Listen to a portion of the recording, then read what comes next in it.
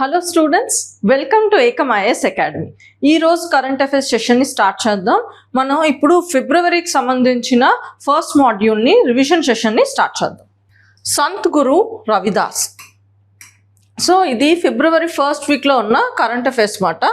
So ముఖ్యంగా అందులో first Sant గురు రవిదాస్, ఇది మనకి హిస్టరీ పర్స్పెక్టివ్లో వస్తుంది. న్యూస్ కాంటెక్స్ట్ ఏంటంటే, to mark the 649th birth anniversary of Sant Guru Ravidas, the Adampur airport is renamed as Sant Guru Ravidas G Airport, Adampur. ఈ అదంపూర్ ఏ స్టేట్లో ఉందో మీరు నాకు కామెంట్ సెక్షన్లో చెప్పండి. ఓకే, సో రవిదాస్ గురించి తెలుసుకుందాం.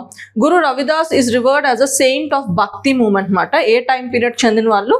15th to 16th century, and known for his powerful messages of unity, devotion and service to humanity. Okay, he is considered as a founder of Ravidasi religion. Next, opposed caste discrimination, worked for the welfare of the poor and marginalized people. So అతను messages ద్వారా are అతని work ద్వారా దేని గురించి work చేశారు? Social issues మీద work చేశారు, ముఖ్యంగా cost discrimination and welfare of the pour and marginalised people మాట. Preached equality, love and brotherhood beyond caste and religion. Dreamed of బెగంపురా అంటే an ideal society without sorrow, fear and discrimination. ఇలాంటి సొసైటీని establish చేయాలి అని చెప్పి అతను డ్రీమ్ చేశారు అన్నమాట. Thought the good deeds and the pure heart are more important than rituals, expressed in the saying మన్ చంగాతో కటౌతి మే పానీ. ఓకే, దీని మీనింగ్ ఏంటంటే, if the mind is pure, the Ganga is present even in small vessel. So మనకి ఏంటంటే rituals మీద కాదు, సో మనసు ప్యూర్గా ఉంటే ఆటోమేటిక్గా, అండ్ మనం చేసే డీడ్స్ మంచిగా ఉంటే ఆటోమేటిక్గా మనకి మంచి అవుతుంది అనే యాంగిల్లో ఇతను ఈ మెసేజ్ అనేది ఇచ్చారన్నమాట. Okay, legacy. His devotional verses were included in the 6 scriptures known as Guru Granth Sahib. Okay, Guru Granth సాహిబ్లో ఇతను వర్సెస్ని ఇంక్లూడ్ చేయడం జరిగింది. The Panchvani text of the Dadu Panthi tradition within Hinduism also includes numerous poems of saint Ravidas. So ఇతని poems even మనకి హిందూయిజంలో Dadu Panth tradition ఇందులో include చేయడం జరిగింది. The chief architect of the constitution doctor BR Ambedkar embodied the constitutional principles around the values expressed by the Gurudas ji. Okay, so మనకేంటంటే, మనకి even మన కాన్స్టిట్యూషనల్లో కూడా ఇతను ప్రీచ్ చేసిన ప్రిన్సిపల్స్ని ఇమిడి ఉంది మాట. ఓకేనా, next Buddhist circuit. So next topic మనకి బుద్ధిస్ట్ సర్క్యూట్స్. సో కాంటెక్స్ట్ ఏంటో చూద్దాం. The Union Budget announced the pilot scheme for upskilling 10,000 guides in 20 iconic tourist sites and setting up of National Institute of Hospitality to train professionals in the sector. Okay, so మనకి union బడ్జెట్లో ఒక స్కీమ్ని introduce చేయడం జరిగింది. ముఖ్యంగా మనకి upskilling చేయడానికి, ఎవరిని? గైడ్స్ని అప్స్కిల్ చేయడానికి, మనకి టూరిస్ట్ స్పాట్లో ఉన్న గైడ్స్ని వాళ్ళ నాలెడ్జ్ని ఎన్హాన్స్ చేయడానికి ఇది అప్స్కిల్లింగ్ ప్రోగ్రామ్ అన్నమాట. సో ఇది ఈ డీటెయిల్స్లోకి ఇంకా చూద్దాం. National destination digital knowledge grid to digitally document all places of cultural, spiritual and historic significance would be set up. Okay, so ఒక పర్టిక్యులర్ ఆన్లైన్ ఇనిషియేటివ్ తీసుకోబోతున్నారు. ఆ ఇనిషియేటివ్ పేరేంటి? National destination digital knowledge grid అన్నమాట. So ఇందులో ఏంటంటే, డిజిటల్గా మనకి spiritual, cultural and historical significance ఉన్న సైట్స్ గురించి వివరాలన్నీ ఇందులో ఉంటాయి అన్నమాట. Okay, the government also proposed a scheme for the development of Buddhist circuits in the reason. So ఇదే పర్టికులర్ యూనియన్ బడ్జెట్లో ఏంటంటే ఒక స్కీమ్ని కూడా ప్రవేశపెట్టడం జరిగింది, ముఖ్యంగా డెవలప్మెంట్ ఆఫ్ బుద్ధిస్ట్ సర్క్యూట్స్ మాట. These states include Arunachal Pradesh, Sikkim, Assam, Manipur, Mizoram and Tripura. So ఈ బుద్ధిస్ట్ సర్క్యూట్స్ అండ్ వీటి గురించి ఎక్కడ డెవలప్మెంట్ చేద్దాం అనుకుంటున్నారు? ఈ స్టేట్స్లో డెవలప్ చేయాలనుకుంటున్నారు అన్నమాట. ఓకే, నెక్స్ట్ బుద్ధిస్ట్ సర్క్యూట్ ఎక్కడ ఏంటి? Launch by ministry of tourism. గుర్తుంచుకోండి, ఇది మినిస్ట్రీ ఆఫ్ కల్చర్ కాదు, ministry of tourism. In 2016 as India's first transnational tourism circuit covering India, Nepal and Sri Lanka. So జనరల్గా మన ఇండియాలో ఉన్న రాష్ట్రాలనే కవర్ చేస్తుంది ఏదైనా ప్రోగ్రామ్, కానీ ఇదేంటంటే బుద్ధిజం అన్నది మనకి ఈ దేశాల్లో ఉంది కాబట్టి దీన్ని అంటూ కవర్ చేస్తూ ఒక సర్క్యూట్, బుద్ధిస్ట్ సర్క్యూట్ని ఎస్టాబ్లిష్ చేశారు. సో అందుకే ఈ స్కీమ్ అన్నది first transnational tourism circuit scheme అన్నమాట. Okay, aims to help tourist and pilgrims follow the life and teachings of lord Buddha. Okay, so బుద్ధుడు లైఫ్ గురించి అండ్ టీచింగ్స్ గురించి లైక్ మొత్తం దాని చుట్టూ తిరుగుతూ ఉన్న లైక్ పిలిగ్రమ్ సైట్స్ని ఒక దగ్గర మ్యాప్ చేస్తూ బుద్ధిస్ట్ సర్క్యూట్ని కన్స్ట్రక్ట్ చేయడం ఆర్ డిజైన్ చేయడం జరిగిందన్నమాట. Major sites include Bodh Gaya, Vaishali, Rajgir, Kushinagar, Sarnath, Shravasti, Kapilavastu, Lumbini. So ఇలాంటి ప్లేసెస్ని కవర్ చేస్తూ ఈ బుద్ధిస్ట్ సర్క్యూట్ మాత్రం ఉందన్నమాట. ఓకే, సో ఇప్పుడు మనం ఈవెన్ మనకి బుద్ధిజం గురించి కూడా కొన్ని ఇంపార్టెంట్ సైట్స్ గురించి తెలుసుకుందాం. లుంబిని ఇది నేపాల్లో ఉంది. ముఖ్యంగా దీని ప్రాముఖ్యత ఏంటంటే బర్త్ ఆఫ్ బుద్ధ ఇక్కడే పుట్టారు అన్నమాట. ఓకే, బోధ్గయ ఇది బిహార్లో ఉంది. ఇక్కడ బుద్ధుడు ఎన్లైట్మెంట్ అయ్యాడు. ఓకే, అండ్ సార్నాథ్ ఇది ఉత్తరప్రదేశ్లో ఉంది. అండ్ బుద్ధుడు ఎన్లైట్మెంట్ అయిన తర్వాత ఇచ్చిన ఫస్ట్ సెర్మన్ ఇక్కడ మాట. కుషినగర్ దట్ ఈస్ ఉత్తరప్రదేశ్లో ఉంది. అది మహాపరినిర్వాణ అంటే బుద్ధుడు నుంచి చనిపోయిన ప్లేస్ మాట. ఓకే, అండ్ బుద్ధిజం గురించి తెలుసుకోవాలంటే Buddhism emerge in India around the 5th to 6th century BC మాట. Okay, during a period that scholars call the second urbanization of India. So ఈ టైం పీరియడ్ని మనం ఏన్షియంట్ హిస్టరీలో సెకండ్ అర్బనైజేషన్ ఆఫ్ ఇండియా అని చెప్పి అంటాం అన్నమాట. ముఖ్యంగా ఇది మహాజనపదాస్ ఈ టైం పీరియడ్ అన్నమాట. Okay, core teachings of Buddha. So Buddha ఏంటంటే ఎన్లైట్మెంట్ ద్వారా 4 noble ట్రూత్స్ని తెలుసుకుంటారు. ఇవే మనం core teachings of Buddha are 4 noble truths of Buddhism అంటాం అన్నమాట. ఓకే, ఒకటి దుఃఖ, life is suffering or unsatisfactory, ఇది ఫస్ట్ నోబెల్ ట్రూత్. నెక్స్ట్ ఏంటంటే suffering is caused by craving and attachment అంటే డిజైర్. సో సఫరింగ్ ఎందుకు ఉంటుందంటే డిజైర్ వల్ల వస్తుంది. Next the cessation of suffering is possible by letting go of craving. Okay, the path to the cessation of suffering is the enlightenment. So desire ని ఎలా తగ్గించుకోవాలంటే మనకి 8-fold path ద్వారా మన propose చేశారు. సో దీనివల్ల ఏంటంటే మనకి లైఫ్ అన్నది అంటే మన ఎన్లైట్మెంట్ వైపు వెళ్తడానికి ఇదొక పాత్ మార్క్. సో దాన్నే 8-fold పాత్ అన్నది ప్రపోజ్ చేశారు. ఈ ఫోర్ లెసన్స్, ఈ 4 మీనింగ్స్ ఏంటంటే 4 noble ట్రూత్స్ ఆఫ్ బుద్ధిజం అంటారు. అండ్ అలాగే మనం ఎన్లైట్మెంట్ కావాలంటే బుద్ధిజం ప్రపోజ్ చేసిన మార్గం ఏంటి? This is the 8-fold path మాట. Okay, the noble 8-fold path అన్నది 3 disciplines-లో 3 categories బట్టి ఉంది. ఒకటి wisdom, ethical conduct and mental discipline. Okay, so మనం mental discipline and wisdom and ethical conduct మంచి బిహేవియర్తో మనం ఈ 8-fold పాత్స్ని ఫాలో అయితే ఆటోమేటిక్గా ఎన్లైట్మెంట్కు రీచ్ అవుతామని చెప్తున్నారు అనమాట. So 3 marks of existence. So బుద్ధిజంలో 3 marks ఆఫ్ ఎగ్జిస్టెన్స్ అని ఉంటుంది. సో అది ఏంటంటే impermanence. Okay, all things are in constant change మాట. ఇంకొకటి దుఃఖ అంటే suffering. Existence is filled with dissatisfaction. అనాథ అంటే non self. There is no permanent unchanging self. Okay, ఇవి కూడా బుద్ధ చెప్పిన సర్మన్స్లో ఇది ఒక మెసేజ్ మాట. గోల్ నిర్వాణ. సో ఎన్లైట్మెంట్ అంటారు కదా, సో బుద్ధిజంలో దీన్ని ఎన్లైట్మెంట్ అంటారు. మీరు నాకు జైనిజంలో ఎన్లైట్మెంట్ని ఏమంటారో నాకు కామెంట్ సెక్షన్లో చెప్పండి. ఓకే, సో నిర్వాణ అంటే state beyond suffering and rebirth. So Buddhism అంతా ఏంటి, మనకి ఆ సఫరింగ్ వల్లే మనకి బర్త్లో అంటే లైక్ ప్రతి లైఫ్లో సఫరింగ్ ఉంటుంది. సఫరింగ్ కారణం డిజైర్ అని చెప్పన్నారు. సో ఇది ఓవర్కమ్ చేయాలంటే ఎన్లైట్మెంట్ వైపు వెళ్ళాలి. దాన్నే నిర్వాణ అంటున్నారు.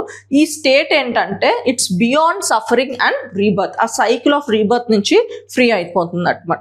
Achieve through wisdom, ethical living and mental discipline. దీన్నే ఇది ఎలా అచీవ్ చేస్తున్నారు? 8-fold పాత్ ద్వారా అచీవ్ చేయొచ్చు. Nirvana is an ultimate liberation and peace మాట. Next, coconut chocolate cashew gets special attention in budget 2026 to 27. So ఇది మనకి బడ్జెట్లో ముఖ్యంగా ఈ 3 crops గురించి మనకి కొంత మనీ ఎలకేట్ చేయడం జరిగింది. అందుకే ఇవి న్యూస్లో ఉంది. సో మనం వీటిని ఎగ్జామ్ డైమెన్షన్లో తెలుసుకోవాలి, ముఖ్యంగా జాగ్రఫీ డైమెన్షన్లో తెలుసుకోవాలన్నమాట. Okay, so coconut production. Coconut is native to the Indo Pacific region with its origin commonly trace to south east Asia. So ఇది నేటివ్ ప్లాంట్ ఆఫ్ ఇండియా కాదు.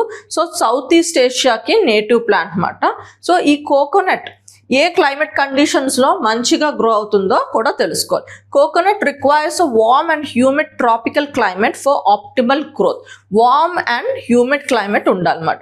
It grows best in reasons with temperatures ranging between 25 degrees Celsius and 30 degrees Celsius. అందుకే ఇవి coastal ఏరియాస్లో ఎక్కువ మనకి చూస్తాం అన్నమాట. And requires high and evenly distributed rainfall. Okay, soil requirement ఎలా ఉండాలి? Coconut thrives in well drained sandy loam alluvial laterite and coastal soils. So ఎలాంటి సాయిల్స్ ఉండాలి మనకి? వెల్ డ్రైన్డ్ సాయిల్స్ ఉండాలి. Sandy loam alluvial laterite and coastal సాయిల్స్లో ఇది grow అవుతుంది అన్నమాట. Okay, distribution India. So coconut production అన్నది ఏ రాష్ట్రాల్లో మనకి అనుకూలంగా ఉంది అంటే Kerala, Tamil Nadu, Karnataka, Andhra Pradesh, Odisha, Goa and West Bengal. Okay, India is the world's largest producer of coconuts, supporting livelihoods of nearly 30 million people, including around 10 million farmers. Okay, so ఇది మనకి లైక్ రివిజన్ సెక్షన్ కాబట్టి సో ఫాస్ట్గానే ఉంటుంది ఈ మాడ్యూల్ అంతా. Next cocoa production. So next crop ఏంటి మనకి? Cocoa production. Cocoa is native to upper Amazon basin of south America అన్నమాట. Okay, దీని నేటివ్ ఎక్కడ మనకి? సౌత్ అమెరికా అన్నమాట. సో మనకి కోకోనట్ అన్నది సౌత్ ఈస్ట్ ఏషియా కదా, సో ఇక్కడ కోకోవా అన్నది సౌత్ అమెరికన్ ప్లాంట్ అన్నమాట. Okay, it was introduce to Asia and Africa during the colonial period for commercial cultivation. Okay, ఒక కమర్షియల్ క్రాప్గా మనకి బ్రిటిష్ టైంలో ఇంట్రడ్యూస్ చేయడం జరిగింది. క్లైమేటిక్ రిక్వైర్మెంట్స్ ఏంటంటే it requires a warm, humid and equatorial type of climate మాట.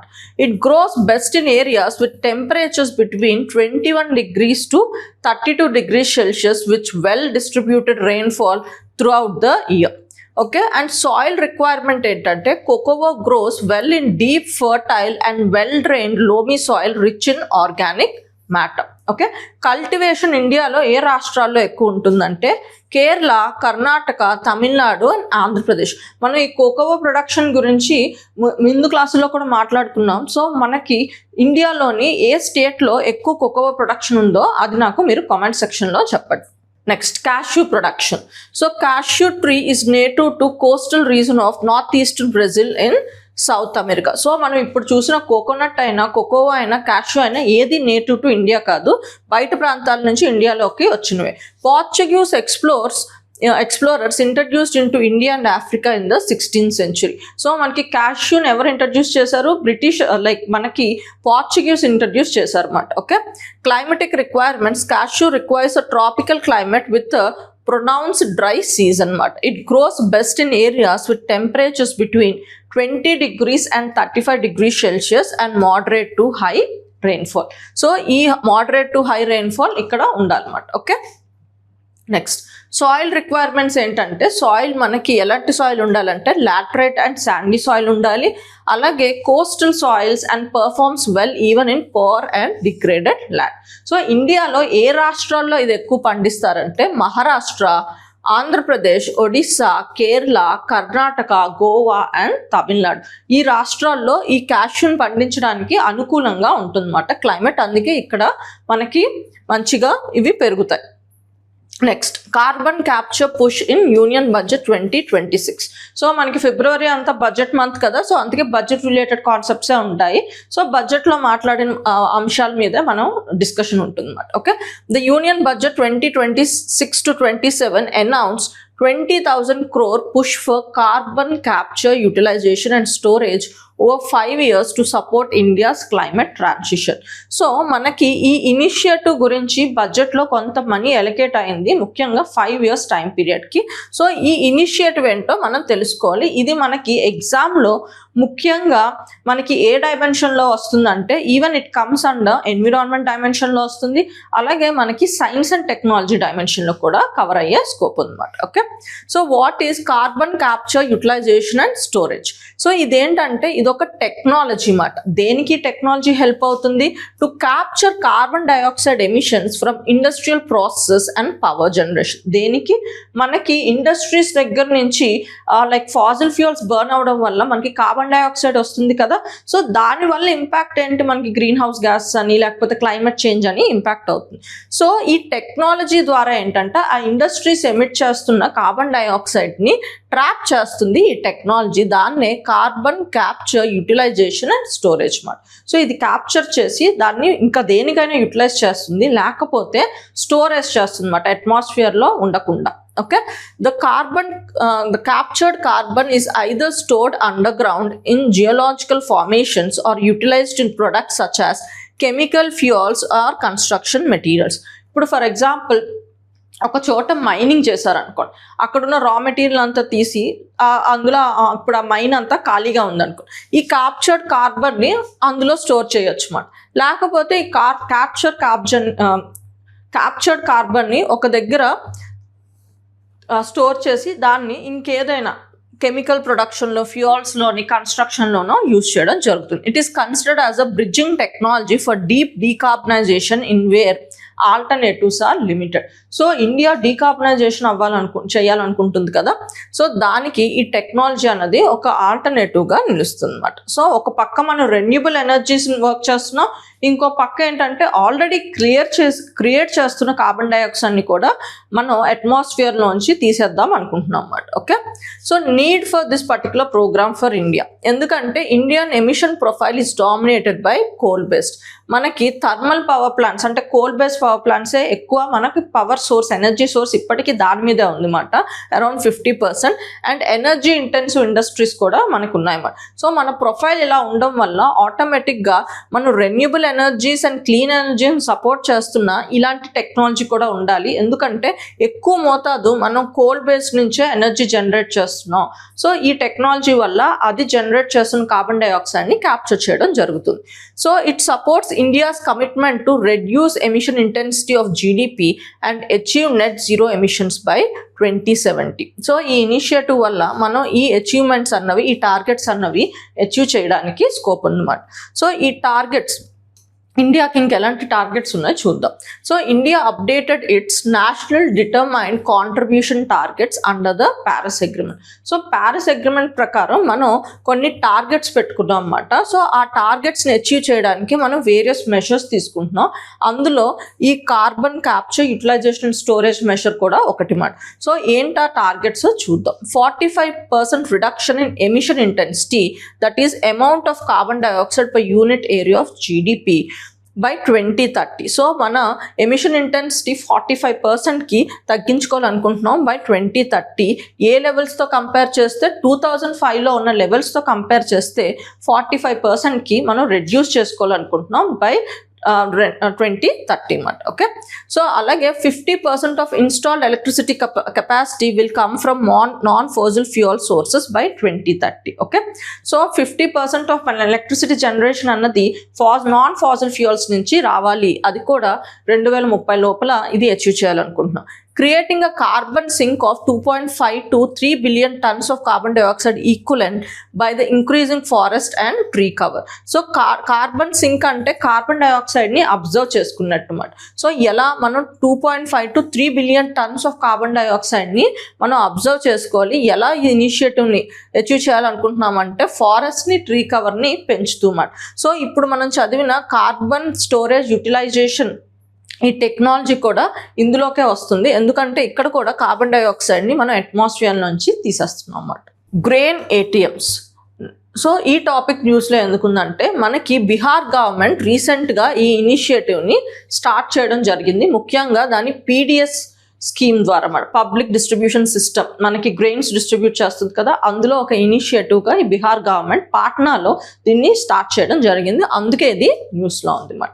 So దీన్ని exam పర్స్పెక్టివ్లో ఈ స్కీమ్ గురించి ఇంకా వివరాలు తెలుసుకుందాం. Okay, the World Food Program launched a grain ATM project in Odisha in 2024. Actually, ఈ ప్రోగ్రామ్ని వరల్డ్ ఫుడ్ ప్రోగ్రామ్ మనకి ఒడిస్సాలో లైక్ పైలట్ బేసిస్లో స్టార్ట్ చేసిందన్నమాట ఎప్పుడు 2024లో. So the World Food Programme develop the technology behind the mission and has worked in collaboration with Food Corporation of India and various state governments. So ఈ world Food programme ఏంటంటే మనకి food Corporation of ఇండియాతో collaborate అయ్యి ఈ టెక్నాలజీని develop చేయడం జరిగింది. So నాకు మీరు కామెంట్ సెక్షన్లో ఫుడ్ కార్పొరేషన్ ఆఫ్ ఇండియా ఏ మినిస్ట్రీలో ఉందో కామెంట్ సెక్షన్లో చెప్పండి. ఓకే, సో ఇప్పుడు ఈ గ్రెయిన్ ఏటీఎం ఎలా వర్క్ చేస్తుంది? Grain ATM or Annapurti meaning provider of the grain is an automated mission that dispenses food grains అంటే wheat and or rice. అంటే ఇదేంటంటే మనకి ఏటీఎం మిషన్లో అన్నమాట, కానీ ఇక్కడ ఏంటంటే ఫుడ్ గ్రెయిన్స్ ఇస్తుంది అన్నమాట. ఓకే, సో ఎంత కెపాసిటీ ఉంటుంది? It can release 50 kgs of grain in 5 minutes and can it work 24/7 like ATMs and can be powered through solar energy. So మనకి 5 minutesలో 50 kgs ఆఫ్ రైస్ ఇస్తుంది అండ్ ఇది solar ఎనర్జీతో run అవుతుంది and 24/7 ఇది run అవుతుంది అన్నమాట. అందుకే గ్రెయిన్ ఏటీఎంగా పేరు ఇచ్చారు. It also requires internet connectivity to access the PDS database and the individual profile of below poverty line card holder. ఇప్పుడు ఏటీఎంలో ఎవరు పడితే వెళ్తే వాళ్ళకి డబ్బులు ఇవ్వరు కదా, సో మనకి సంబంధించిన ఆ పర్టికులర్ లైక్ కార్డ్ ఉండాలి, ఏటీఎం కార్డ్. తర్వాత మనకి క్రెడెన్షియల్స్ ఇస్తే అప్పుడే మనకి ప్రాపర్గా మనీ అన్నది మనకు వస్తుంది. ఇక్కడ కూడా అంతే. సో మనకి పీడిఎస్లో మనకి డైరెక్ట్గా వెళ్ళి రేషన్ షాప్లో ఇక్కడ తీసుకోకుండా ఏటీఎం మిషన్ దగ్గరికి వెళ్ళి తీసుకుంటున్నట్టు. సో ఇక్కడ కూడా మనకి ఆ పర్టికులర్ అమౌంట్ ఇచ్చేసారు అని చెప్పి తెలియడానికి అప్డేట్ అవ్వాలి కదా. సో అందుకే ఈ ఏటీఎం మిషన్కి ఇంటర్నెట్ కనెక్టివిటీ ద్వారా చెక్ చేసుకుంటుంది అన్నమాట పీడిఎస్ డేటాబేస్లో. సో ఎంత కోటా ఉంది, ఎంత నేను ఇప్పుడు డెలివర్ చేస్తున్నానో అది అప్డేట్ అవ్వడానికి అన్నమాట. ఓకే, థైపూసం. సో ఇది న్యూస్లో ఎందుకుందంటే మనకి ప్రైమ్ మినిస్టర్ నరేంద్ర మోదీ గారు రీసెంట్గా మనకి ఈ పర్టికులర్ ఈవెంట్ గురించి గ్రీటింగ్స్ ఇవ్వడం జరిగింది. అందుకే ఇది న్యూస్లో ఉంది. ముఖ్యంగా ఇది కల్చర్ డైమెన్షన్లో వస్తుంది. సో థైపూసం అంటే it's a combination of Thai అంటే తమిళ్ మంత్ అన్నమాట and the Pusam is a star at its highest point during the festival అన్నమాట. ఇది దీని మీనింగ్. It's celebrated on the full moon in the Tamil month of Thai. Okay, so ఇది ఒక తమిళ్ ఫెస్టివల్ అన్నమాట. సో తమిళ్ మంత్ అయిన థాయ్లో ఇది సెలబ్రేట్ చేస్తారు. ముఖ్యంగా మనకి ఫుల్ మూన్ రోజు ఇది సెలబ్రేట్ చేయడం జరుగుతుంది. It is a Hindu festival celebrated to honour lord Murugan, also known as Lord Kartikeya, the Hindu god of war, victory and wisdom. So ఈ ఫెస్టివల్ ఎప్పుడు సెలబ్రేట్ చేస్తారు, ఎవరిని గౌరవిస్తూ సెలబ్రేట్ చేస్తారు? Lord Murugan or lord Kartikeya అన్నమాట. ఓకే, అతన్ని గౌరవిస్తూ సెలబ్రేట్ చేసుకున్న ఫెస్టివల్ అన్నమాట, తమిళ్ ఫెస్టివల్ ఇది. While also been symbol of courage, determination and spiritual growth. So lord Murugan అంతా మనకి ఈ గుణాలకి మనం అతన్ని పూజిస్తాం అన్నమాట. Okay, it is widely celebrated by Tamil community in Tamil Nadu, India and across the world, especially in Sri Lanka, Singapore and Malaysia. So Tamil community ఎక్కడ ఉందో ఆ కంట్రీస్లో ఈ పర్టికులర్ ఫెస్టివల్ని వాళ్ళు సెలబ్రేట్ చేసుకుంటారు. ముఖ్యంగా Sri Lanka, Singapore and Malaysia and ఇండియాలో తమిళనాడులో సెలబ్రేట్ చేసుకుంటారు అన్నమాట. Next, Gobardhan scheme. సో ఇది న్యూస్లో ఎందుకుందంటే the Gobardhan scheme is contributing significantly to the rural economy by creating employment opportunities, increasing farmers' income, developing a manure and bioenergy supply chain, and supporting rural infrastructure development. So Gobardhan scheme ఏం చేస్తుందంటే మనకి waste ఉంటుంది కదా, agricultural waste, animal waste ఇవన్నీ. So దాని దగ్గర నుంచి మనకి ఒక ఉపయోగపడే ప్రొడక్ట్ని డెవలప్ చేయడానికి రూరల్ ఏరియాస్లో డెవలప్ చేసిన స్కీమే ఈ గోబర్ధన్ స్కీమ్ అన్నమాట. ఈ గోబర్ధన్ స్కీమ్ ద్వారా ఏంటంటే మనకి మాన్యూర్ అండ్ బయో ఎనర్జీని మనకి రూరల్ ఏరియాస్లోనే ప్రొడ్యూస్ చేయడం అవుతుంది అన్నమాట. సో ఈ స్కీమ్ వివరాల్లోకి ఇంకా మనం చూద్దాం. Okay, so Gobardhan full form ఏంటంటే galvanising organic bio agri resource dhan scheme అన్నమాట. Okay, so Gobardhan 1 was launched by Government of India in April 2018. ఈ స్కీమ్ ఫస్ట్ టైం ఎప్పుడు లాంచ్ అయింది? 2018లో లాంచ్ అయింది అన్నమాట. As a part of biodegradable waste management component under Swachh Bharat mission Grameen అన్నమాట. Okay, మనకి స్వచ్ఛ Bharat machine ఉంది కదా గ్రామీణ్, అందులో ఏంటంటే మనం శానిటేషన్ గురించి కదా ఎక్కువ ఈ పర్టికులర్ స్కీమ్ అంటూ ఉన్నది. అందులో ఒక కాంపనెంట్ ఏంటంటే బయోడిగ్రేడబుల్ వేస్ట్ మేనేజ్మెంట్ కాంపనెంట్ అన్నమాట. అంటే మనకేంటంటే యానిమల్ వేస్ట్ అలాగే మనకి దాన్ని జనరల్గా మనం మాన్యూర్గా వాడతారు కదా, అదే ఇక్కడ టెక్నాలజీ ఉపయోగించి దాన్ని ఇంకొంచెం ప్రొడక్టివ్గా చేయబోతున్నాం అన్నమాట. ఓకే, సో ఇది స్వచ్ఛ భారత్ మిషన్లో ఒక component, biodegradable waste management component. అందులో ఈ గోబర్ధన్ స్కీమ్ అన్నది ఉంది మాట. Okay, it aims to positively impact village cleanliness and generate wealth and energy from cattle and organic waste. So cattle and organic waste అందరూ use చేయాలని లేదు కదా, సో ముఖ్యంగా దీన్ని బట్టి ఎనర్జీ జనరేట్ అవుతుంది, దాన్ని బట్టి కూడా వాళ్ళకి మనీ వస్తుంది అంటే అది ఎంకరేజింగ్గా అనిపించి ఇంకొంచెం వాళ్ళు మంచిగా చేస్తారని చెప్పి ఈ స్కీమ్ని ఇనిషియేట్ చేయడం జరిగిందన్నమాట. The main focus of Gobardhan is to keep villages clean, increase the income of the rural households and generate energy and organic manure from the cattle waste. So ముఖ్యంగా నేను ఉద్దేశం ఏంటి, శానిటేషన్ గురించి, అలాగే ఫార్మర్స్ ఇన్కమ్ పెంచడానికి, అక్కడే మన energy కూడా జనరేట్ చేయడానికి ముఖ్యంగా ఈ 3 డైమెన్షన్స్ కోసం ఫోకస్ చేస్తూ వర్క్ చేసిన స్కీమ్ అన్నమాట ఇది. సెలిఫోస్ పాయిజనింగ్. సో ఇది ఎందుకు న్యూస్లో ఉందంటే, doctors at post graduate institute of medical education and research Chandigarh have reported a major break through in treating aluminium phosphate, దాన్నే సెలిఫోస్ పాయిజనింగ్ అని చెప్పి అంటారు అన్నమాట. సో ఇది మనకి న్యూస్లో ఉంది. సో ముఖ్యంగా దీన్ని ఇప్పుడు ఎగ్జామ్ డైమెన్షన్లో తెలుసుకోవాలి. జనరల్గా మనకి సైన్స్ అండ్ టెక్నాలజీలో వస్తుంది అన్నమాట, బేసిక్ సైన్స్ కింద వస్తుంది. ఓకే, సో ఈ అల్యూమినియం ఫాస్ఫేట్ అన్నది highly toxic fungum and pesticide. So ముఖ్యంగా మనకి సీడ్స్ని స్టోర్ చేస్తాం కదా, వీటికి ఏ పురుగు పట్టకూడదని చెప్పి ఈ పర్టికులర్ మందు వేస్తారు అన్నమాట. కానీ దీనివల్ల ఏంటంటే ఆ పెస్ట్స్కే కాదు, అంటే ప్రాపర్గా యూజ్ చేయలేకపోతే, హ్యాండిల్ చేయలేకపోతే మనుషులకు కూడా ఇంపాక్ట్ అవుతుంది అన్నమాట. సో దాని గురించి ఒక బ్రేక్ త్రూ వచ్చింది, ఈ పర్టికులర్ ఇన్స్టిట్యూట్ వాళ్ళు ఆ బ్రేక్ త్రూ తీసుకొచ్చారు అన్నమాట.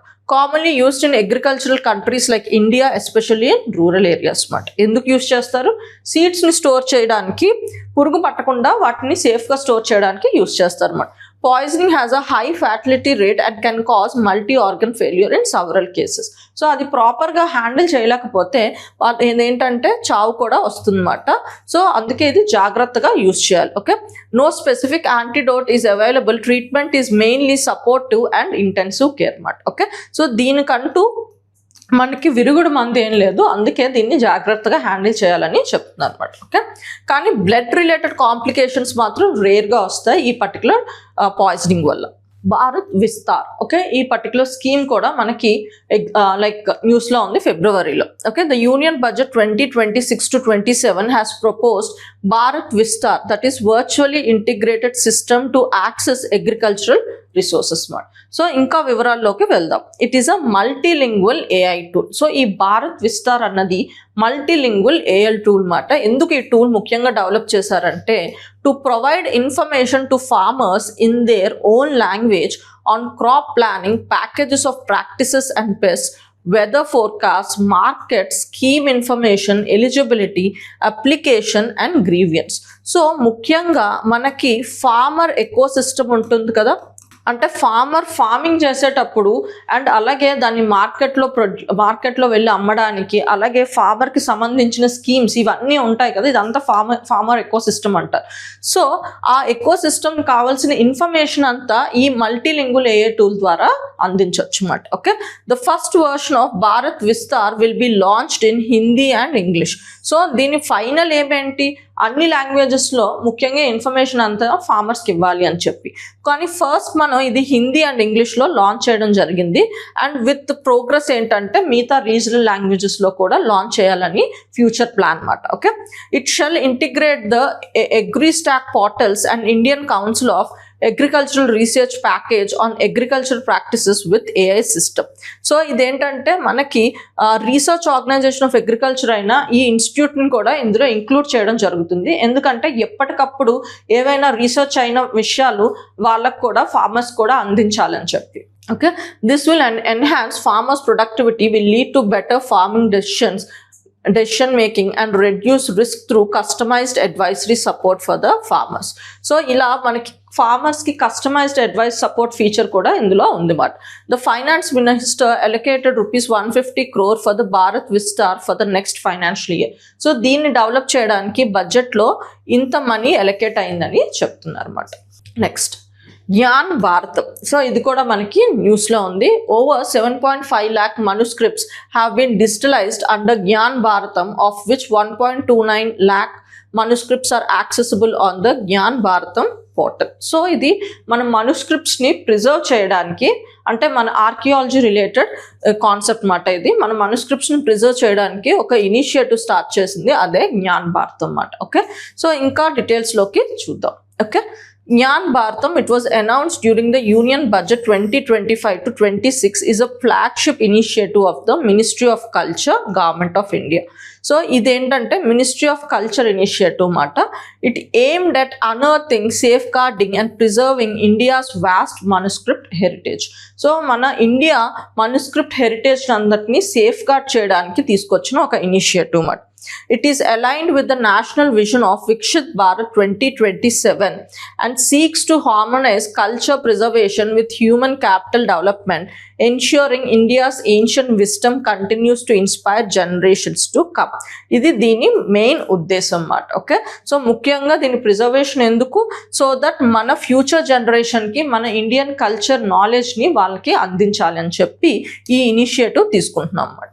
ఫీచర్స్ ఏంటంటే ఇది 5 వర్టికల్స్గా ఈ ప్రోగ్రామ్ అన్నది 5 డివిజన్స్గా ఇంప్లిమెంట్ చేయాలనుకుంటున్నారు. First one survey and cataloguing, ఇంకొకటి కన్జర్వేషన్ అండ్ కెపాసిటీ బిల్డింగ్, ఇంకొకటి టెక్నాలజీ అండ్ డిజిటలైజేషన్, ఇంకొకటి linguistic and translation, research, publication and outreach mat.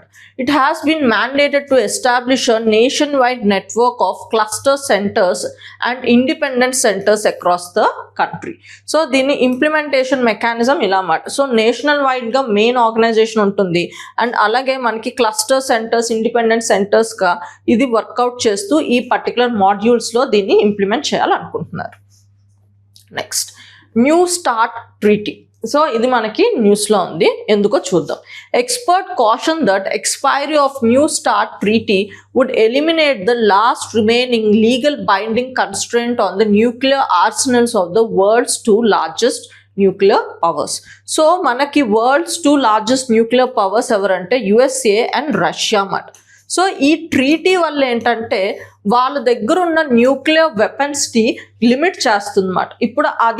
ఇప్పుడు ఆ ట్రీటీ ఎక్స్పైర్ అయిపోవడం వల్ల వీళ్ళ మీద లిమిటేషన్స్ అన్నవి పోయాయి. ఇది ఒక న్యూక్లియర్ ఆర్మ్ రేస్గా వెళ్ళే స్కోప్ ఉందని చెప్పి ఈ ఆర్టికల్ చెప్తుంది. సో వివరాల్లోకి వెళ్దాం.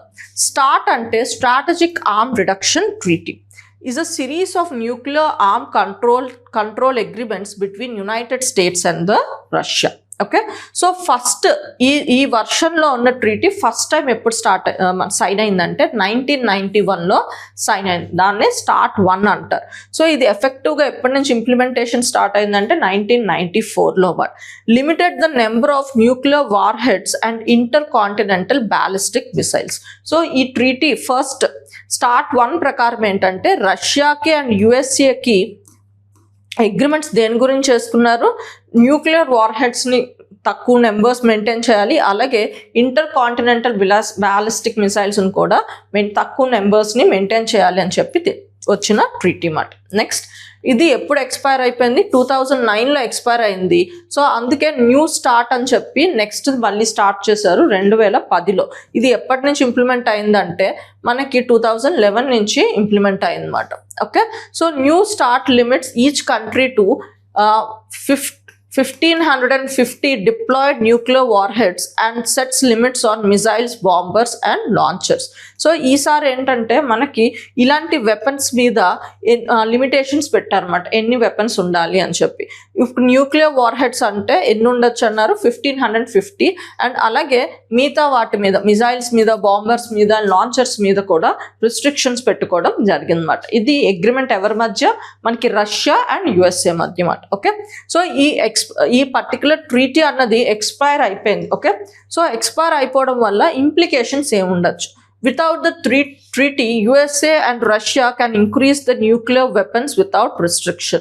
This raises the risk of new nuclear arm race and reduces transparency, trust and global strategic stability. So agreement లేకపోవడం వల్ల న్యూక్లియర్ ఆర్మ్ రేస్ అన్నది ఇంక్రీజ్ అవ్వచ్చు అని చెప్తారు.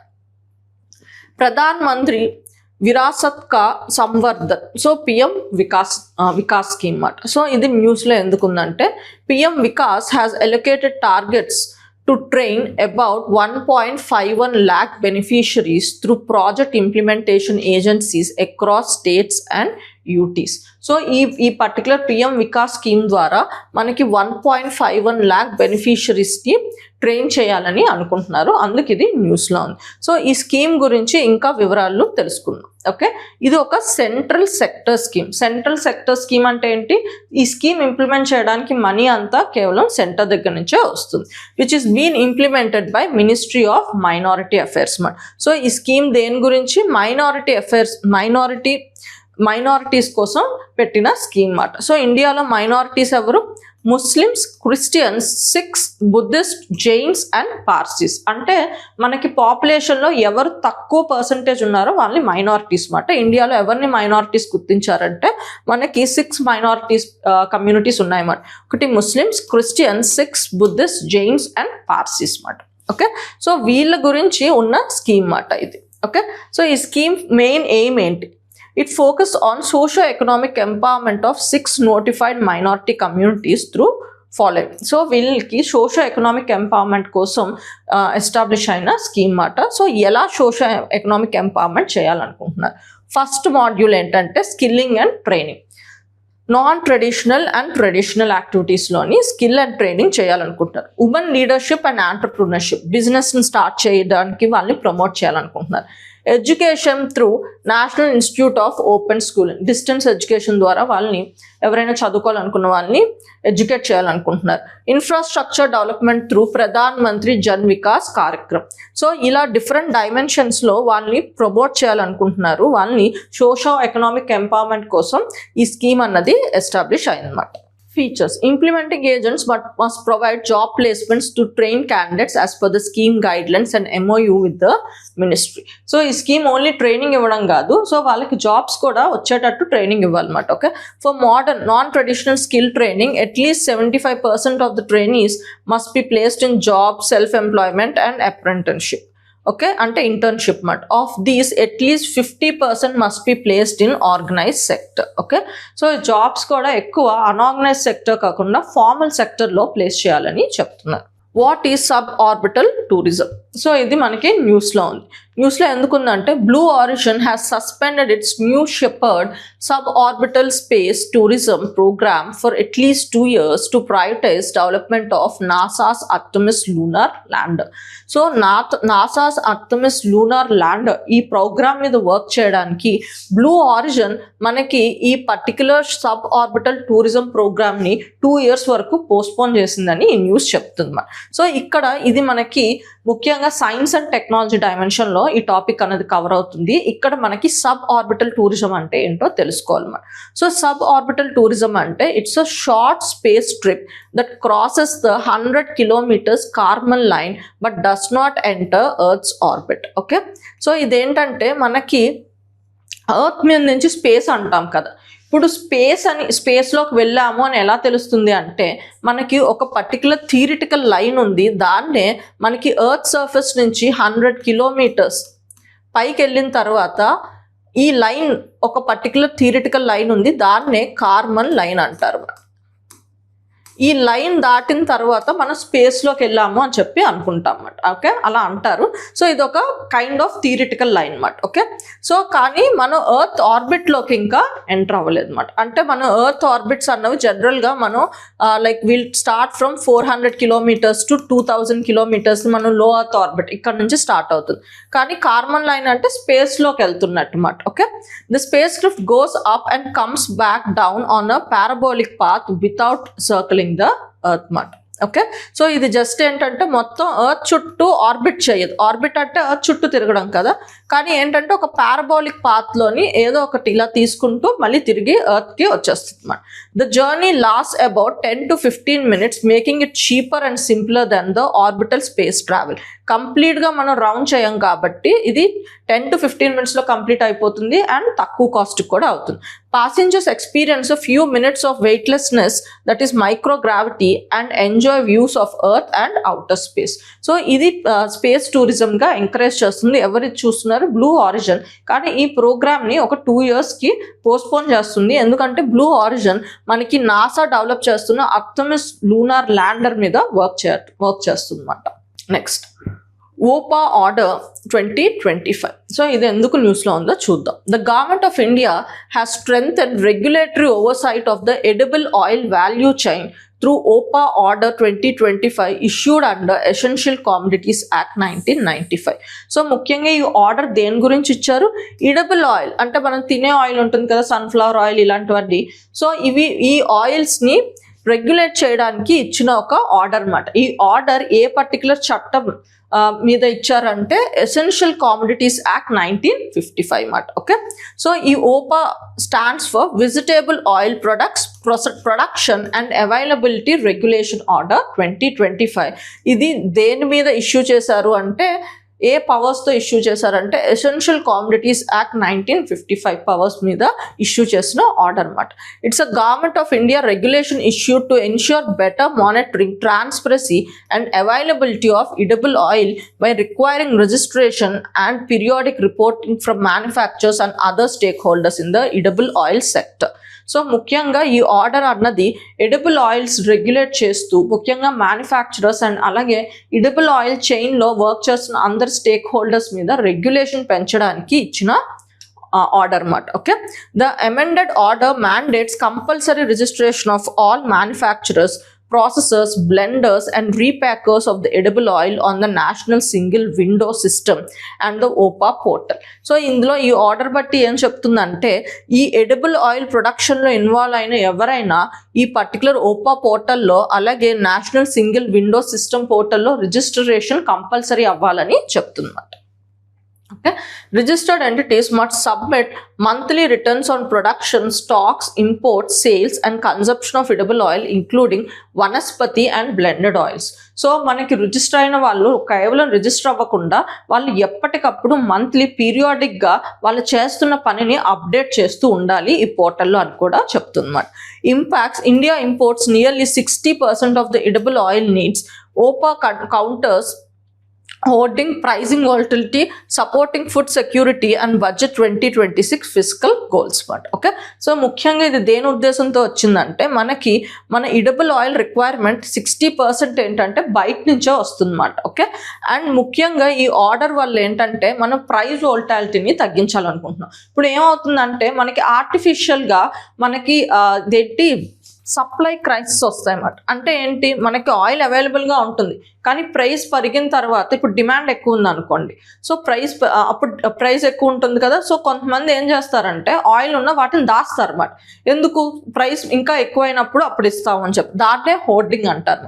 దానివల్ల ఏంటంటే ఇన్ఫ్లేషన్ అండ్ ప్రైస్ వోల్టాలిటీ అన్నది మనకి ఎక్కువ అవుతుంది. సో దీన్ని అవాయిడ్ చేయడానికి ఈ ఇనిషియేటివ్ అన్నది, ఈ ఆర్డర్ అన్నది గవర్నమెంట్ ఇష్యూ చేయడం జరిగింది. నమస్తే scheme. For the first time, the Union government has released national-wide enumeration data of waste pickers under Namaste. Okay, ఈ స్కీమ్ ద్వారా మనకి ముఖ్యంగా మనకి వేస్ట్ పిక్కర్స్ ఇండియా వైడ్ ఎంతమంది ఉన్నారో తెలుసుకోవడానికి ప్రయత్నించారు అన్నమాట. ఓకే, సో ఈ స్కీమ్ ఫుల్ ఫామ్ ఏంటంటే national action for mechanised sanitation ecosystem scheme. So ఈ పర్టిక్యులర్ స్కీమ్ ద్వారా అండ్ ఈ పర్టికులర్ ఇనిషియేటివ్ వల్ల ఏం తెలుస్తున్నారంటే, the data highlights deep caste based social stratification and informal urban sanitation work. దీని meaning ఏంటంటే, శానిటేషన్ వర్క్లో అర్బన్ ఏరియాస్లో శానిటేషన్ వర్క్లో ఇన్వాల్వ్ అయిన వాళ్ళు ఎక్కువ కొన్ని కాస్ట్కి లింక్ అయ్యే ఉన్నాయని చెప్పి మనకి తెలుస్తుంది అన్నమాట. ఓకే, సో ఇది జనరల్గా మనకి సెంచురీస్ ప్రకారం ఇప్పుడు శూద్రాస్ అండ్ అలాగే మనకి SC STs ఏంటంటే మాన్యువల్ స్కావెంజింగ్లో ఎక్కువ ఉంటారని మనం పాతకాలంలో ఉండేదన్నమాట. సో ఇప్పటికీ అదే కంటిన్యూ అవుతుంది అని చెప్పి ఈ డేటా మనకి మళ్ళీ చెప్తుంది. ఓకే, సో ఇప్పుడు ఈ డేటా ఇంకేం చెప్తుందో చూద్దాం. Over 52 lakh waste pickers were enumerated across 35 states or UTs with 84.5% from SC, ST and OBC community. So ఇదేం చెప్తుంది, సో ముఖ్యంగా 52 lakh వర్కర్స్ని వాళ్ళు లెక్క పెట్టారు. అందులో 84.5% ఏ కాస్ట్కి సంబంధించిన వాళ్ళు, బీసీ, ఎస్సీ అండ్ ఎస్టీ మాట, అంటే బ్యాక్వర్డ్ కాస్ట్కి సంబంధించిందే ఉంది మాట. In Delhi and Goa the majority of the waste pickers are from the general category.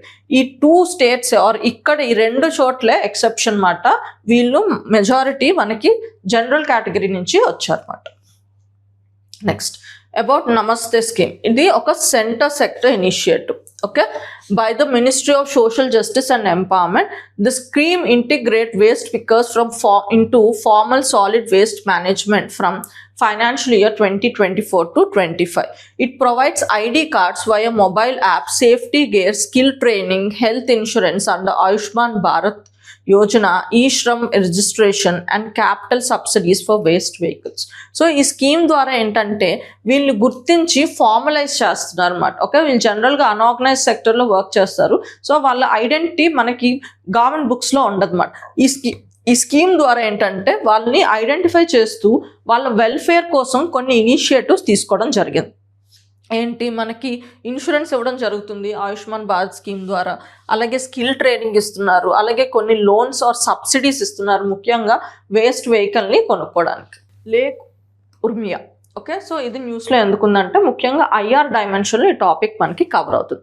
Iranian authorities have restored to cloud seeding to induce artificial rainfall over the Lake Urmia basin and amid Iran's worst drought in decades.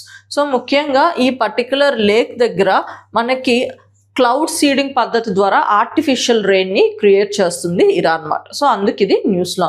So lake Urmia belongs to which particular country అంటే Iran అని మీరు చెప్పాలన్నమాట. Okay, so lake Urmia it is situated in Azerbaijan region of north western Iran and lies between east Azerbaijan and west Azerbaijan provinces. Okay, so ఇది మనకి location ఎక్కడుందంటే మనకి Azerbaijan రీజన్లో ముఖ్యంగా Iran దగ్గర ఉందన్నమాట. Okay, high evaporation rates make it extremely saline. ఇది ఒక saline water lake మాట. It's largest lake in the middle east. ఈ ప్రాంతంలో ఇది largest lake, designated as a Ramsar wetland and UNESCO biosphere reserve అన్నమాట. ఓకే, సో దీనికి ఇంకేం గుర్తింపులు ఉన్నాయి, రామ్సర్ వెట్లాండ్ గా అండ్ యునెస్కో బయోస్పియర్ రిజర్వ్ గా కూడా ఇది గుర్తించబడింది అన్నమాట. The lake has strong డ్రమాటికలీ since 1990. So దీని సైజ్ అన్నది మనకి 1990s నుంచి తగ్గిపోతూ ఉంది అన్నమాట. రాఫా బార్డర్, ఇది కూడా ఒక మనకి IR dimension topic. Israel has reopen the Rafah border crossing between Gaza and Egypt for limited civilian movement after months of closure. Okay, so మనకి పాలస్తీన్ అండ్ ఇజ్రాయెల్ మధ్య గొడవ అవుతుంది కదా, అప్పుడు ఈ రాఫా బార్డర్ గాజా స్ట్రిప్ దగ్గర ఉన్న ఈ రాఫా బార్డర్ని ఇజ్రాయెల్ కంట్రోల్లో తీసుకుంది. సో చాలా రోజుల తర్వాత ఇది ఓపెన్ చేయడం జరిగిందన్నమాట, అందుకే ఇది న్యూస్లో ఉందన్నమాట. సో ఈ రాఫా బార్డర్ గురించి మనం ఎగ్జామ్ డైమెన్షన్లో తెలుసుకోవాలన్నమాట. సో లొకేషన్ అన్నది Rafah border is located on the Gaza Egypt border which was recognised by 1979 Egypt Israel peace treaty. So ఇదేంటంటే మనకి గాజా స్ట్రిప్ పైన మనకి ఈజిప్ట్కి అండ్ ఈ గాజా స్ట్రిప్కి మధ్యలో ఉన్న బార్డర్నే ఈ రాఫా బార్డర్ అంటాను. ఓకే, సో ఇది ఏ పర్టికులర్ ట్రీటీ వల్ల ఎస్టాబ్లిష్ అయింది, ఇది ఈ బార్డర్ అని చెప్పి 1979 Egypt Israel peace treaty. Significance, the Rafah border crossing or Rafah crossing point is the sole crossing point between Egypt and Gaza strip. So Gaza strip నుంచి ఈజిప్ట్కి వెళ్ళాలంటే ఇది ఒక్కటే దారి. అడ్వాన్స్ ప్రైజింగ్ అగ్రిమెంట్, సో ఇది న్యూస్లో ఉంది. సో ఇది మనకి ఎకానమీ డైమెన్షన్లో వస్తుంది.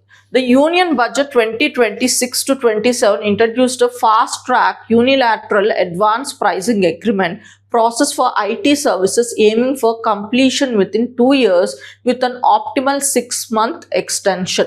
So, ఈ facility అన్నది మనకి ఐటీ సర్వీసెస్కి ఇస్తుంది. సో 2 yearsలో ఈ ప్రాసెస్ని కంప్లీట్ చేయాలి, 6 months ఎక్స్టెన్షన్ కూడా ఇస్తుందని చెప్పి ఈ యూనియన్ బడ్జెట్లో చెప్పిన మెషర్ అన్నమాట. ఓకే, సో ఇది మనకి ఎకానమీలో ఒక కాన్సెప్ట్ అన్నమాట, అడ్వాన్స్ ప్రైజింగ్ అగ్రిమెంట్, ముఖ్యంగా టాక్సేషన్లో వస్తుంది అన్నమాట. ఓకే, సో ఈ అడ్వాన్స్ ప్రైజింగ్ అగ్రిమెంట్ అంటే ఏంటో చూద్దాం. సో ఒక ఎగ్జాంపుల్ తీసుకుందాం. ఒక కంపెనీ ఉందనుకోండి, some company called AB company. So ఇది టీ షర్ట్స్ని మ్యానుఫ్యాక్చర్ చేస్తూ మనకి లైక్ అమ్ముతున్న కంపెనీ అనుకోండి. సో దీనికి 2 బ్రాంచెస్ ఉన్నాయి. ఒకటి ఇండియాలో ఉంది. ఇండియాలో ఏంటంటే కాటన్ టీ షర్ట్స్ అనుకోండి. సో రా మెటీరియల్ దగ్గరగా ఉంటుంది కాబట్టి ఇండియాలో బ్రాంచ్ ఏంటి మ్యానుఫ్యాక్చర్ చేస్తుందన్నమాట.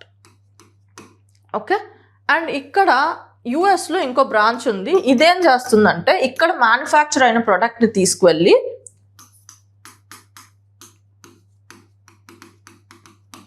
యుఎస్ కస్టమర్స్కి యుఎస్ మార్కెట్లో అమ్ముతుందన్నమాట. ఓకే, సో ఇక్కడ ఏమవుతుంది, యాక్చువల్గా యుఎస్లో మ్యానుఫ్యాక్చర్ చేస్తుంది కాబట్టి ఈ కంపెనీస్ 2 ఎంటిటీస్గా ఉన్నాయి. అంటే ఈ కంపెనీ ప్రొడ్యూస్ చేసింది ఈ కంపెనీకి అమ్మాలన్నమాట. సో అంటే ఏంటి, ఈ కంపెనీ ప్రొడక్షన్ ఇక్కడ చేస్తుంది కాబట్టి ట్యాక్స్ దేనికి కట్టాలి, ఇండియాకే కట్టాలి.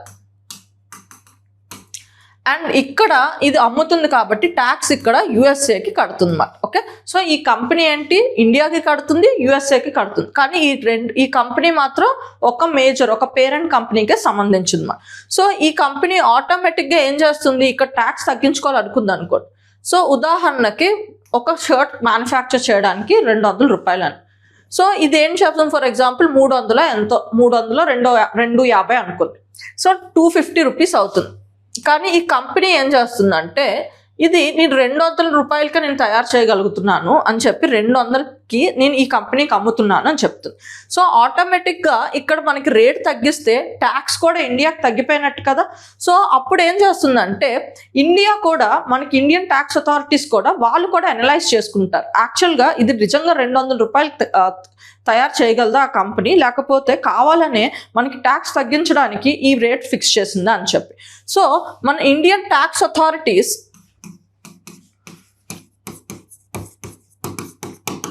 ఇది క్యాలిక్యులేట్ చేసుకొని ఇది 250 అన్నది దీనికి కరెక్ట్ ప్రైస్ అనుకుంటాయి అన్నమాట. ఓకే, సో వీళ్ళు 200కి అమ్మడం మొదలుపెట్టిన తర్వాత సో దీని మీద ట్యాక్స్ కట్టారు. కానీ ఇండియన్ ట్యాక్స్ అథారిటీస్ చూసి లేదు ఇది 250 అని అనుకొని తర్వాత ఈ కంపెనీ మీద పెనాల్టీ వేస్తారు. ఎందుకంటే 250 ఈజ్ ఆప్టిమల్ ప్రైస్, కానీ మీరు 200కి అమ్ముతున్నారు, దీనివల్ల మీరు నష్టపోతున్నారు, ట్యాక్స్ ఇండియన్ గవర్నమెంట్ ట్యాక్స్ నష్టపోతుందని ఈ ఏబీ ఇండియన్ సబ్సిడరీ కంపెనీకి దానికి పెనాల్టీ వేయడం జరుగుతుంది అన్నమాట. కానీ ఇప్పుడు ఈ అడ్వాన్స్ ప్రైసింగ్ అగ్రిమెంట్ ఈ పర్టికులర్ మెకానిజం వల్ల ఏమవుతుందంటే ఈ అగ్రిమెంట్ ఏంటంటే మనకి ఈ ఏబీ ఇండియా ఈ కంపెనీకి, ఎందుకంటే ఈ కంపెనీ మనకి ట్యాక్స్ కడుతుంది, ఇక్కడ మ్యానుఫ్యాక్చరింగ్ అవుతుంది కాబట్టి ఈ కంపెనీకి అండ్ ఇండియన్ ట్యాక్స్ అథారిటీస్ ఉన్నాయి కదా,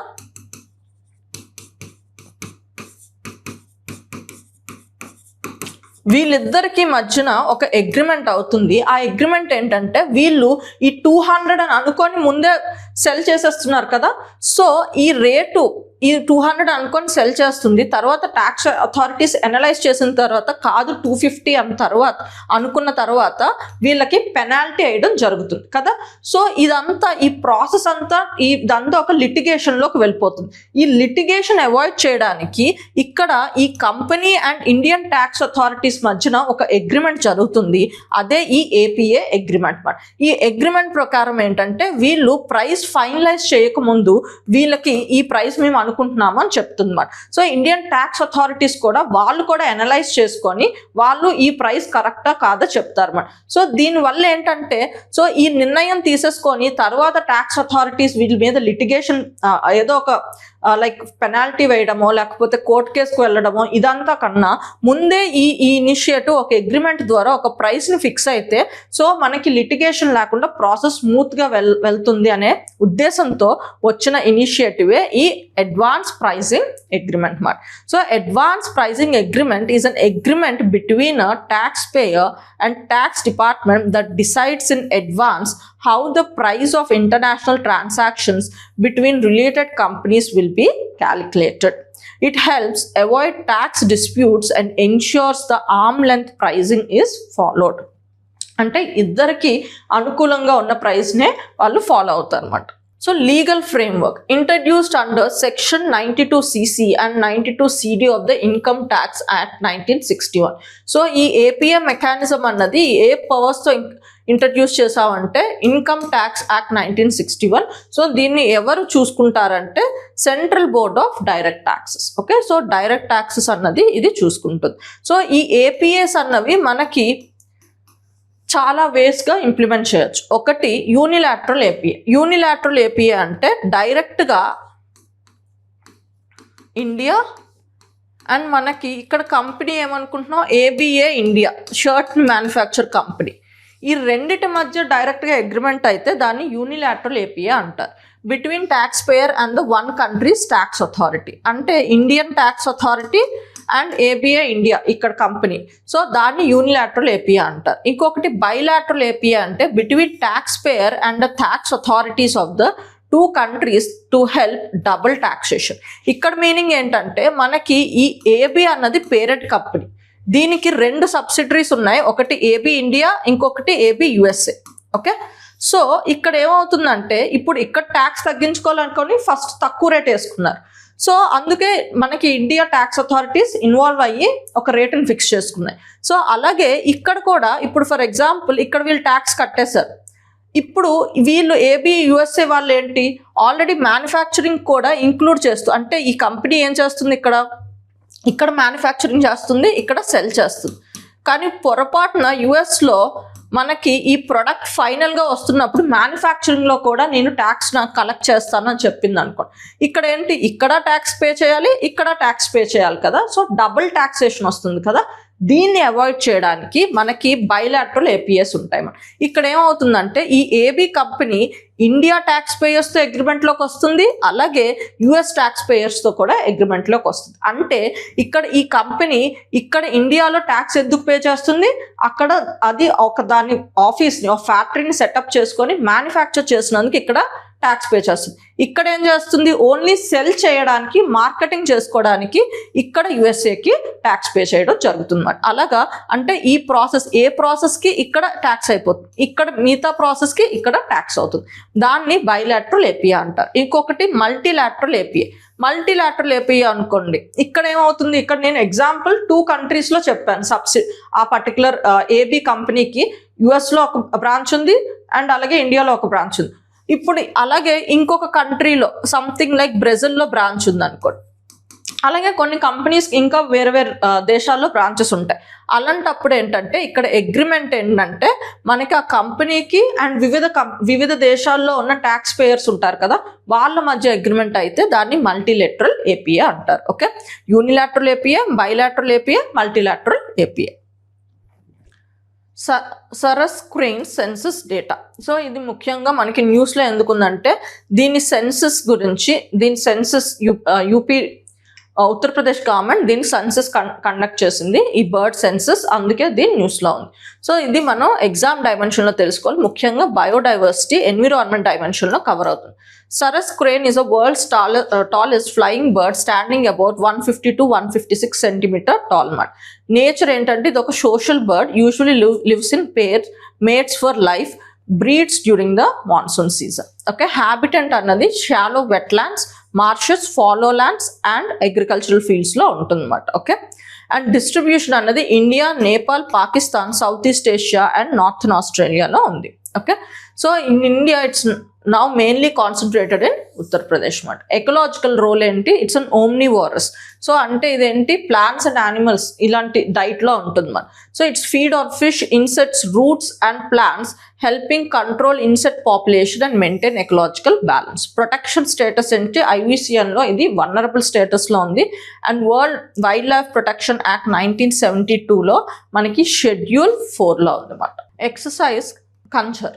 ఓకే, సో ఇది మనకి న్యూస్లో ఎందుకుందంటే 13th edition of India Kyrgyzstan joint military exercise. So మీరు ఇక్కడ తెలుసుకోవాల్సింది ఏంటంటే ఇది ఎవరి మధ్య జరుగుతుందంటే ఇండియా అండ్ కిర్గిస్థాన్ అన్నమాట. ఓకే, సో ఇది మనకి రీసెంట్ ఎడిషన్ అన్నది మనకి ఫిబ్రవరిలో జరిగింది అన్నమాట, ముఖ్యంగా అస్సాంలో జరిగింది.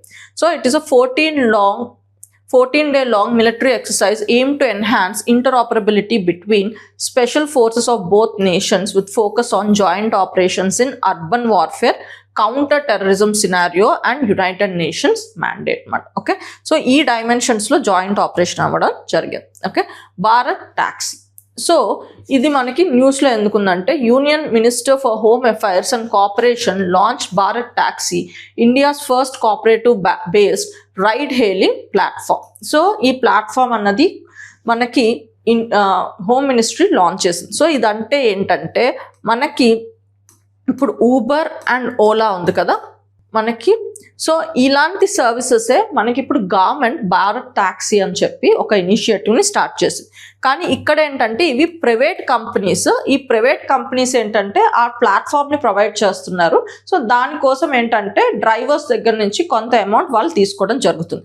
కానీ ఇక్కడ భారత్ టాక్సీ ఇనిషియేటివ్ అన్నది ఇది ఒక కోఆపరేటివ్ ఇనిషియేటివ్ మాట.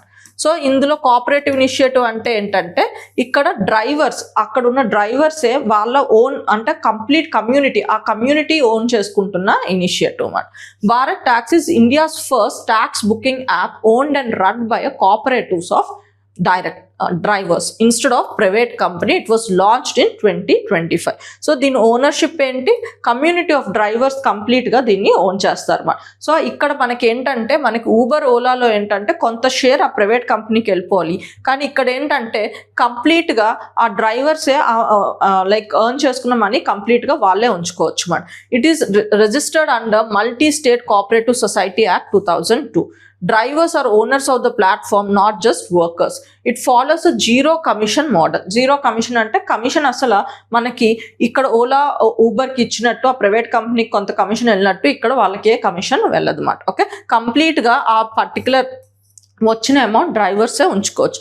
Drivers keep the full fare and there is no surge pricing. So surge pricing option లేదు. జనరల్గా మనకి వర్షం పడినా ట్రాఫిక్ ఎక్కువ ఉన్నా మనకి ప్రైస్ అన్నది ఇంక్రీజ్ అయిపోతుంది. కానీ ఇక్కడ సర్చ్ ప్రైస్ అన్నది కూడా ఆప్షన్ ఉండదు అన్నమాట. Okay, drivers can work with other taxi apps, there is no exclusivity. So ఇందులో వర్క్ చేస్తే ఈ యాప్ ఇన్స్టాల్ చేసుకుంటే ఇంకో యాప్ ఇన్స్టాల్ చేయడం వీల్లేదు, అలాంటిదేం లేదు మాట.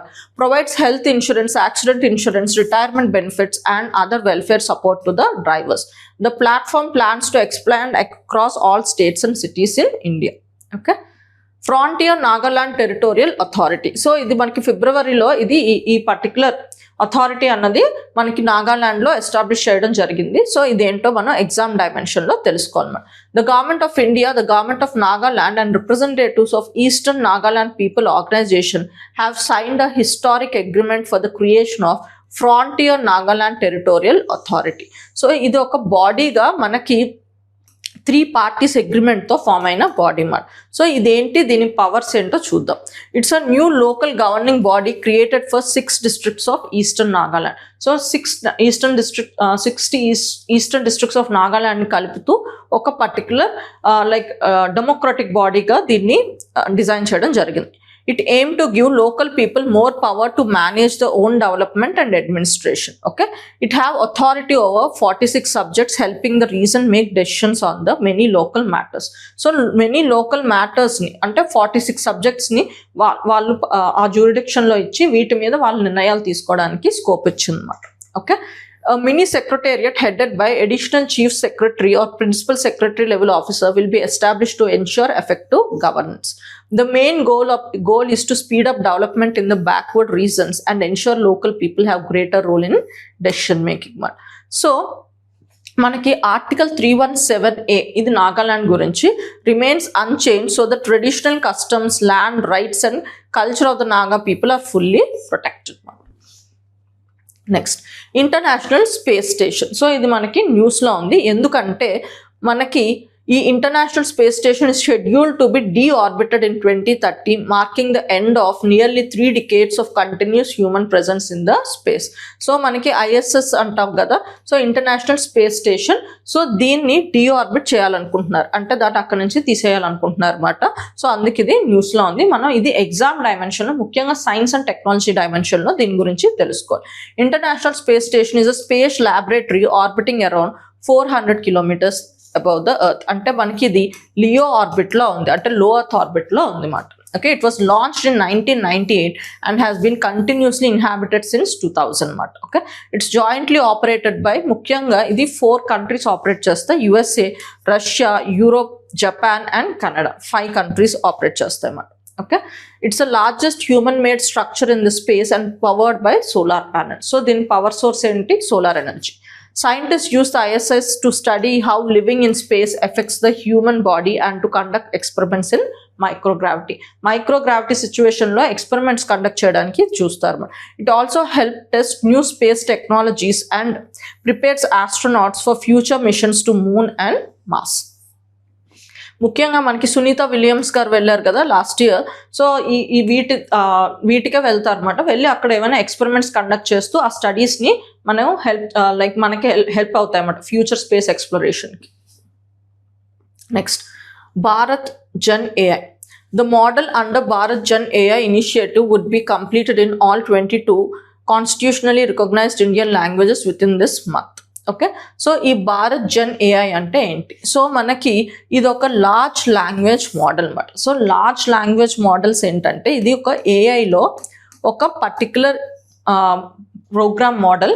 ఈ మోడల్ ద్వారా ఏంటంటే మనకి ChatGPT అనే ఇనిషియేటివ్స్ని డెవలప్ చేసుకోవడానికి యూజ్ చేసే టెక్నాలజీయే ఇది మాట. ఇది ఒక AI రిలేటెడ్ మోడల్. సో మనం దీనిలో ఇప్పుడు ఇలాంటి మోడల్ని ఉపయోగించుకుంటూ మనం భారత్ జన్ AIని ఇదొక ఆల్టర్నేటివ్ టు ChatGPT మాట. సో ఇది government initiative. Okay, it's a key outcome of India's AI mission. So India AI mission అని చెప్పి మనకు స్టార్ట్ చేసింది. అందులో ఒక ప్రోగ్రామే ఇది భారత్ జన్ AI మాట. Launched in March 2024. So India AI mission అనేది 2024లో లాంచ్ అయింది. It is design specifically for Indian languages, cultures and societal needs, unlike the global AI models largely trained on western data set. So మనకి ChatGPT అన్నది ఏంటి, జనరల్గా మనకి ఏంటంటే అదొక కంప్యూటర్ ప్రోగ్రామ్. దాన్ని ఏంటంటే చాలా డేటాబేసెస్తో దాన్ని డిజైన్ చేయడం జరిగింది, దానికి ట్రైనింగ్ ఇవ్వడం జరిగింది. దాని నుంచి వచ్చిందే మనకి ChatGPT ఇనిషియేటివ్ మాట. సో ఇక్కడ ట్రైనింగ్ డేటా అంతా ఎక్కడి నుంచి వచ్చింది, వెస్టర్న్ డేటా సెట్స్ నుంచే వచ్చింది మాట. సో భారత్ జన్ AI ఏంటంటే ఇక్కడ ట్రైనింగ్ అంతా మన ఇండియన్ రిలేటెడ్ డేటాతో ట్రైనింగ్ అవుతుంది అనమాట. సో ఇది India related information, India related tribes అంటే మనం జార్ఖండ్లో ట్రైబ్స్ అంటే వాటి స్పెసిఫిక్ లోకల్ రిలేటెడ్ డేటా అంతా ఇవ్వడం జరుగుతుంది. ఎందుకంటే ఇక్కడ ట్రైనింగ్ డేటా సెట్ అంతా మనకి లోకలైజ్డ్ మాట. Okay, it's a national foundational model, meaning it can support multiple down stream applications. Thank you.